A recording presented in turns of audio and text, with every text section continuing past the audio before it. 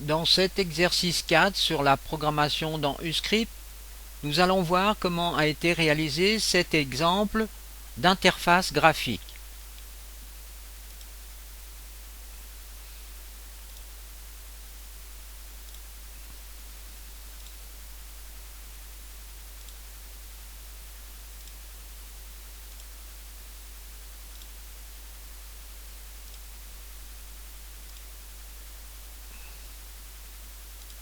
Mais avant de bien comprendre cette interface, nous allons voir un tout petit test UI. Donc ici, j'ai dans un menu principal, donc dans un programme principal, un simple bouton. Au moment où j'appuie sur ce bouton, j'ai l'affichage bouton cliquer. Et après un certain temps, j'ai un message qui apparaît ici, Play Game Bravo.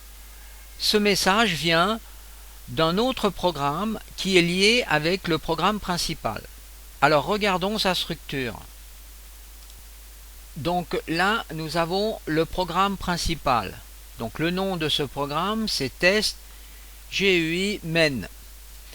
Ensuite, ce programme fait appel à un deuxième programme que je peux retrouver, vous voyez, en cliquant ici dans Test GUI Play Game. Je clique ici sur ce bouton jaune pour aller dans l'autre programme.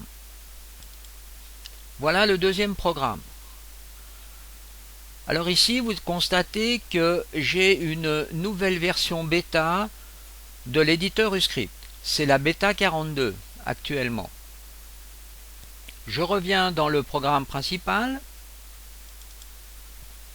Donc ici, pas beaucoup de nouveautés. On a un GUI Event, un GUI bouton. Ici, au moment où je clique sur le bouton, j'ai un print text qui m'affiche bouton cliquer en bas de l'écran. Ici, j'ai rajouté un délai d'une durée de 2 secondes. Et ensuite, après ce délai de 2 secondes, j'envoie un événement de type string au programme secondaire. Alors, ici, il faut faire très attention, on a deux informations. On a l'event name, donc j'ai appelé UI bouton clicked, et la valeur de l'événement qui s'appelle playgame. On doit retrouver ces deux événements string dans l'autre programme. Ensuite, pour que ces événements soient bien reçus par l'autre programme, il faut bien faire attention que dans les propriétés de ce module, ici, on dit que ces deux valeurs sont pour tous les programmes. Donc là, on aurait pu faire pour le parent, ce serait son propre programme, pour un enfant éventuellement, ou bien pour tous les programmes. Alors faisons pour tous les programmes. Maintenant, allons voir comment est construit le second programme qui s'appelle Test GUI Playgame. Alors ici, on reçoit le message de l'autre programme avec donc l'event name et l'event data. Alors aussi là, extrêmement attention, il faut faire attention que l'instance soit bien aussi un petit trait underscore uscript. Là, l'event name qu'on récupère, on le met dans une variable string. La même chose pour l'event data. On compare ces deux valeurs avec un comparateur string. La première, on compare que c'est bien UI bouton clicked qui apparaît dans l'événement. Et là, on fait la même chose avec playgame. Si les deux conditions sont remplies, eh bien, on peut écrire au centre de l'écran playgame bravo. Et ici, vous avez un fichier log pour voir dans la console si on reçoit bien l'événement qui se trouve ici. Alors maintenant, étudions l'interface avancée donc, qui se trouve ici. Donc cette interface avancée est constituée, vous voyez, de 1, 2, 3, 4 et 5 programmes. Donc là, on a le programme principal qui est représenté ici. Alors, d'abord, allons voir déjà qu'est-ce qui se passe au moment où on lance le game. Alors, je ferme ici, je fais un play, et voilà la première page qui apparaît. Alors regardons déjà comment est constituée cette page. Eh bien cette page est constituée ici, vous voyez, d'un fond, ici, rectangulaire, avec le nom Main Menu. Ensuite, sur ce fond est rajouté 3 boutons. Alors, regardons la programmation. On commence le programme à cet endroit en initialisant un certain rectangle. Alors, pour initialiser un graphe, pour démarrer un graphe, on a comme d'habitude un uScript event. Ensuite, ici, on va dans un nouveau module, Creative Relative Rectangle, sur l'écran principal. Et dans ses propriétés, ici, vous voyez, vous avez les dimensions de ce rectangle qui est créé. Donc, les dimensions de ce rectangle, c'est de 600 par 400. Et ce rectangle est situé au milieu de l'écran. Ensuite, on crée une variable qui va récupérer les positions de ce rectangle. Et cette variable est appelée targetRect pour rectangle. Ensuite, la sortie de ce module rentre dans un nouveau module FilterRectangle. Alors, ce module est un peu spécial. Premièrement, c'est un module qui est calculé en permanence, vu que vous voyez, on rentre sur l'entrée filter de ce module pour le déclencher, et ce module est déclenché au framerate du jeu, donc en temps réel et en permanence. Les valeurs, donc à l'intérieur de ce filter rectangle, eh bien sur le target, on retrouve la valeur qu'on en a créée précédemment. Ensuite ici, on a une valeur constante, ici de 0.05, qui est une valeur de force, et cette force, en somme, a pour but de faire le déplacement d'une page vers l'autre page en mode slide. Et la valeur résultante est récupérée ici, et ici on a une nouvelle variable FilterRectangle qui récupère donc les variables en permanence de ce module. Alors, pour voir mieux l'effet de ces différents modules, eh bien ici dans le Creative Rectangle Screen, j'ai déplacé et j'ai mis en position top left, donc en haut à gauche, et ensuite ici dans le filter rectangle, sur la valeur constante ici, je mets une valeur constante un tout petit peu plus grande. Alors par exemple je vais mettre 0,2 et je fais un test. Alors première chose, eh bien la fenêtre, vous voyez, apparaît donc en haut à gauche.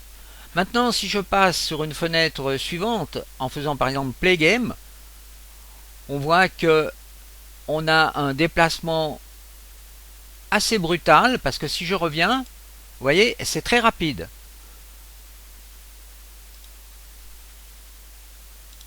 J'agis à nouveau sur la valeur de la force ici, et je vais mettre cette fois-ci quelque chose de très petit.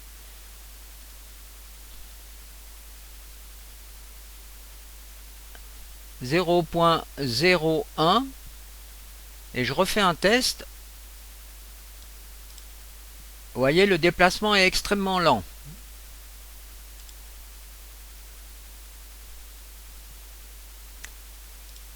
Donc on commence à mieux comprendre le but de ce filter rectangle qui a pour but de faire un slide entre deux pages. Donc jusqu'à maintenant on a créé donc une zone d'affichage et un slide entre deux pages. Maintenant on rentre dans la partie des boutons qui sont représentés donc dans la zone de travail. Alors ici, pour commencer, bien sûr, on a toujours un GUI Event. Ensuite, là, on crée un groupe de boutons. Donc, on doit définir un nouveau module qui s'appelle GUI Begin Group. Ensuite, on crée un box, ici, donc un rectangle de travail. Donc, ce rectangle de travail, qui est en position, vous voyez, de 0, 0, 600, 400, eh bien, est en relation avec le groupe. C'est-à-dire que cette fois-ci, ce box n'est plus créé par rapport en haut à gauche de l'écran, mais plus exactement en haut à gauche de la fenêtre de travail qui a été définie ici. Ensuite, on définit le nom Main Menu dans ce box. En somme, c'est le nom qu'on a vu apparaître dans le menu. Maintenant, faites attention, dans le groupe qui vient d'être créé, ici, on a mis la position du groupe est en fonction donc du filtre rectangle de cette variable qui donc varie en temps réel. Maintenant, si on ouvre un groupe ici, on devra toujours le fermer, par exemple à cet endroit. Et ici, vous voyez donc, on a 3 boutons qui sont chacun des boutons avec des caractéristiques donc de placement propre par rapport ici à la position. Donc vous voyez, en somme, là on change surtout l'axe des X par rapport aux 3 boutons. Et ensuite, on met dans chaque bouton un texte. Donc Play Game, Options et Crédit. Donc ce sont les 3 boutons que l'on vient de voir. Alors regardons à nouveau ces 3 boutons. Donc là, on retrouve le box avec le nom de Main Menu et les 3 boutons. Alors attention, je viens de dire une petite bêtise. En somme, c'est pas par rapport à l'axe des X, mais plutôt par rapport à l'axe Y, puisque les boutons sont les uns au-dessus des autres. Alors maintenant, à chaque fois qu'un bouton est cliqué, et suivant le type de bouton, on commande, vous voyez ici, un Send Custom Event String. Eh bien, c'est ce qu'on vient de voir au début de ce tutoriel. Donc ici, on a l'event name UI bouton clicked, ici, et la valeur, eh bien, c'est Play Game pour ce bouton. On fait la même chose pour Options, mais c'est toujours un UI bouton clicked, et là, UI bouton clicked, mais cette fois-ci, c'est pour le bouton Crédit. Donc là, ça va nous permettre d'aller activer les différents menus, donc programme secondaire plus exactement. Donc là, Play Game, eh bien on ira chercher le programme Play Game. Ici, on a le programme Crédit et on a le programme Options. Maintenant, lorsque l'on sort de ces Custom Event String, on rentre ici dans un Get Component rectangle. Et comme par hasard, eh bien c'est le target rectangle que l'on récupère. Alors, on récupère ici les coordonnées actuelles au moment où le programme arrive à cet endroit du target rectangle. Et on recrée ici, grâce à ce set composant rectangle, on recrée un rectangle. Ce qui nous permet de redonner la valeur du rectangle en permanence. Alors pour être un peu plus explicite par rapport à ces deux composants ici, eh bien en réalité, au moment où on clique sur un bouton, par exemple Play Game, on va dans le menu Play Game. Eh bien obligatoirement, il faut que le menu actuellement affiché grâce à ce programme disparaisse. Eh bien pour cela, donc on récupère les coordonnées donc au moment où on appuie sur un de ces custom events, donc, ou plus exactement sur ces boutons. Et ici, on recrée un rectangle, mais cette fois-ci en jouant sur la valeur left du composant rectangle. Alors par exemple ici j'ai mis 0. Et regardez ce qui se passe avec cette valeur. Eh bien au départ, donc le premier rectangle est créé, maintenant j'appuie sur Play Game, eh bien vous voyez le menu disparaît jusqu'à left 0. Donc il faudra lui mettre une valeur beaucoup plus grande pour qu'il disparaisse totalement de l'écran. Donc on va mettre par exemple une valeur de moins 800.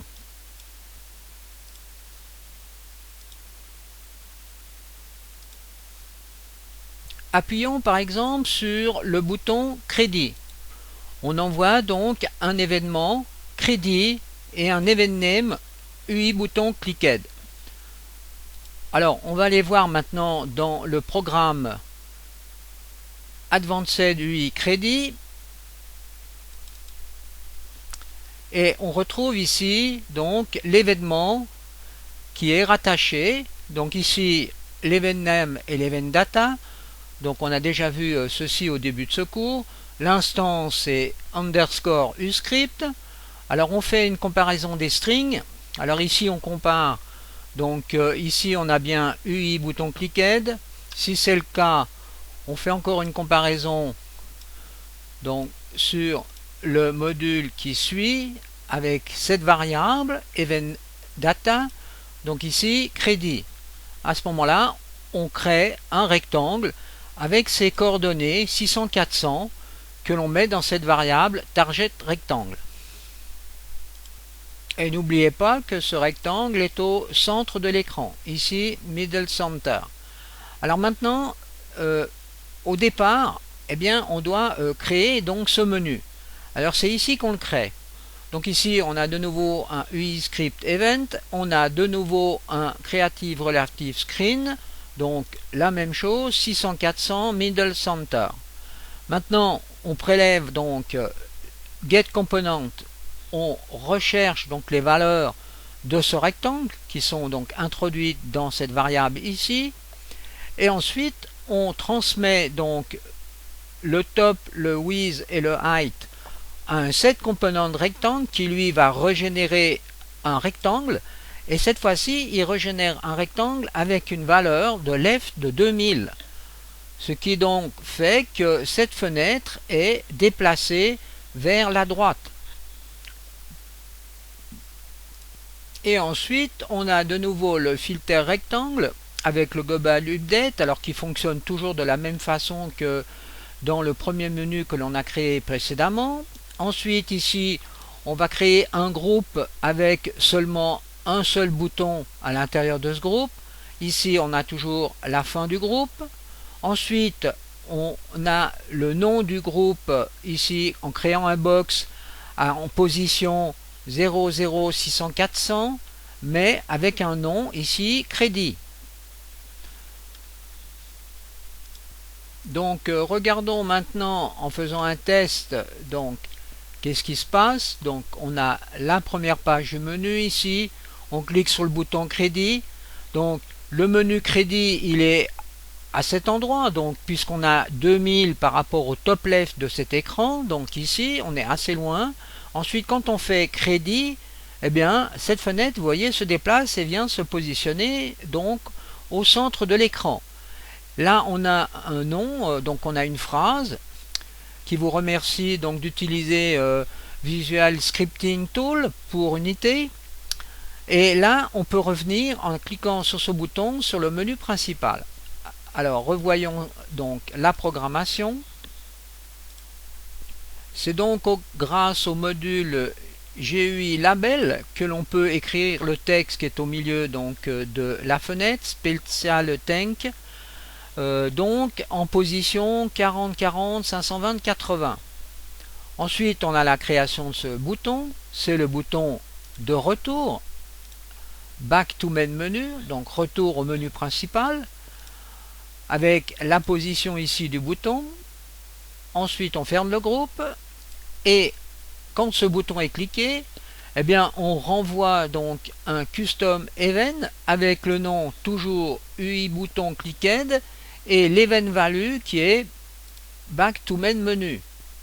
Ensuite on recrée un rectangle, donc on recherche les valeurs du rectangle actuel donc dans la variable target rectangle, et on recrée ici, vous voyez, un component rectangle qui est aussi est positionné donc en 2000.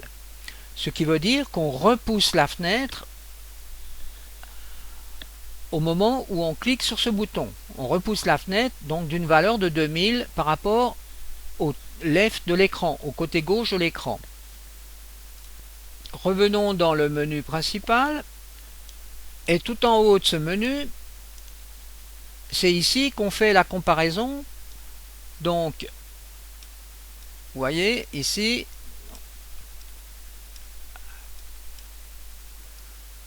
donc première comparaison à cet endroit, UI bouton clicked. Ensuite là on a Back to Main Menu, et ici, on a Main Menu. Donc, si le Custom Event qui arrive donc ici est UI Clicked, bouton UI Clicked, et par exemple Back to Main Menu, eh bien, on crée de nouveau un rectangle, ce qui permet donc de remettre le menu principal au milieu de l'écran. Et si c'est différent, mais que par contre on est sur la partie Main Menu, eh bien, on recrée ce même rectangle. Alors pour conclure, regardons comment on a créé la partie des armes. Donc je fais Play Game, je fais sélectionner une arme, et là j'ai des petites images donc, et je choisis par exemple le Weapon 4. Alors regardons comment on peut créer ce genre de menu. Le programme se trouve donc dans Advanced UI Select Weapon. Donc c'est ce programme là. Donc on a ici le programme. Alors, eh bien jusqu'à maintenant donc on connaît toute cette partie maintenant. Et là vous voyez que l'on associe des textures. Donc là on fait en réalité le chargement des textures. Alors ce module qui est ici nous permet de charger différents types de textures que l'on va donc mettre dans des variables du type texture, avec des variables donc nommées. Alors load texture, on a premièrement le chemin qui est défini ici. Si vous faites browse, là vous retrouvez donc le chemin où se trouvent ces différentes images.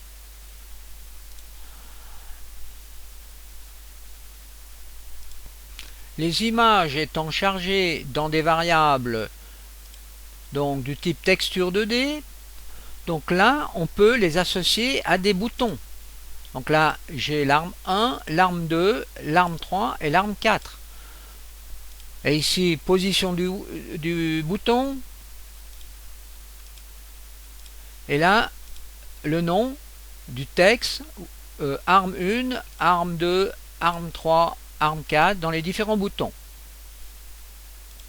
Donc vous voyez ici on retrouve donc ces 4 boutons avec le nom des boutons et les textures associées qui correspondent aux armes. Maintenant au moment où je clique sur un bouton, eh bien on voit ici apparaître une icône avec l'arme et le nom de l'arme. Alors regardons dans quelle partie du programme c'est créé. C'est grâce à ce module GUI Label que l'on peut donner le nom de l'arme et la texture de l'arme. Alors la position est donnée à cet endroit et maintenant eh bien, les strings qui correspondent au nom de l'arme et à la texture eh bien, sont calculés ici. Le résultat est ici. Et eh bien, tout simplement, si par exemple on veut mettre la bonne texture dans cette variable, eh bien, quand on appuie sur ce bouton ici, on va faire un set string ici du nom de Weapon 1 que l'on envoie, vous voyez, dans cette variable name qui revient ici. La même chose pour la texture. On utilisera cette texture, on fait un set texture 2D que l'on attribue donc à cette variable. Et on retrouve cette variable ici. Et là, on a le bouton qui va nous permettre de ressortir du menu. Alors ceci sera la fin de cet exemple de construction d'un UI avancé.